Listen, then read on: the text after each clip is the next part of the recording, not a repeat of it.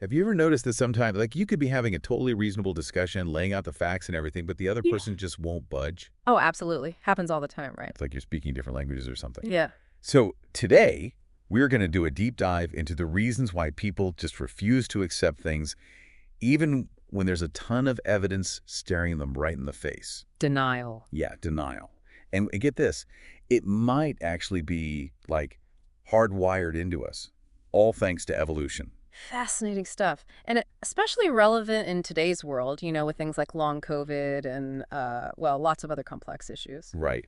So to guide us through this, we're going to be looking closely at an article. It's called, let me see, The Brain's Evolutionary Bias Toward Denial: Why Family, Friends, and Loved Ones Ignore Your Disease and Suffering Long COVID. Catchy title. It really gets you thinking. Yeah. And, the article really digs deep into this whole thing about why just throwing facts at people often just doesn't work. And why our brains seem to be like way more tuned into those immediate threats, the ones that are right there in front of us. Saber-toothed tiger chasing you, that kind of thing. Yeah. But those slow burn threats, like a chronic illness, not so much. Exactly. Okay, so before we get too far into the sciencey stuff, maybe we can all think about this.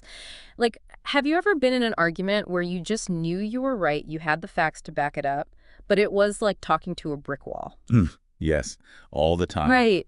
So this article makes this really interesting point, right? It says that often when people's beliefs are challenged, I mean really challenged, it triggers this like deep down defensiveness. Because it's not just information, right? It's Yeah. their whole sense of who they are, their worldview, their truth. Yeah.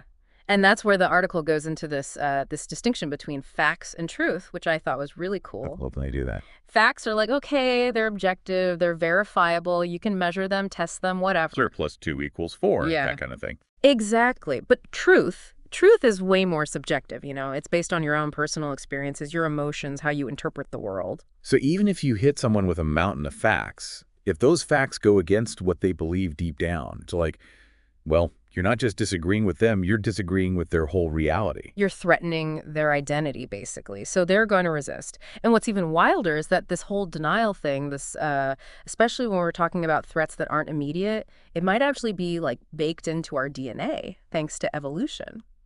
So our caveman ancestors were walking around in denial too, is that what you're saying? Well, sort of. Think about it. You're, I don't know, gathering berries or whatever, and suddenly, bam, there's a saber-toothed tiger right there. What do? Run. You run. You don't sit there and debate, the finer points of predator-prey relationships, right? You act, and you act fast. In that kind of situation, denial could literally kill you. Okay, that Yeah. makes total sense. But now imagine a different kind of threat, like, I don't know, slowly developing illness or a gradual change in the climate. It's not that in-your-face, immediate kind of danger. So it's possible that, over time, our brains evolve to handle these different types of threats in different ways. So we're hardwired for that fight or flight when it's like an immediate danger. But for these slower, more subtle threats, we're just not as equipped. Exactly. And that's where long COVID comes in as like a perfect example, because it's a really good modern day illustration of that kind of chronic threat, the kind that our brains might not be totally prepared for. It's just so different, right? It's not that immediate, clear and present danger. It's ongoing. It's unpredictable. People have different symptoms, different experiences. Exactly. And the article actually says, quote, acknowledging long COVID with its pervasive uncertainty and potentially lifelong implications threatens the psychological scaffolding that helps us feel like we're in control of our bodies and our futures, end quote. Wow. So it's like, it's not just about denying the illness, but it's about denying the lack of control, the uncertainty, all those scary things that come with it. Right. And this plays out on like a societal level too. Like when people downplay long COVID or question what people who are actually suffering are going through. They're like, oh, you're just tired. Everyone's tired these days. Exactly. And it all comes back to this like deep-seated need to protect our sense of order, our sense of agency, even if it means like ignoring the facts right in front of us. So to kind of bring it all together, what we've learned is that denial isn't just some like personality quirk or being stubborn. It might actually be a survival mechanism that's been passed down to us through like thousands of years of evolution. Exactly. And, the reason we're talking about all of this is because, it's not just about long COVID. I mean, think about climate change, the economy, those political debates that just go around and around in circles.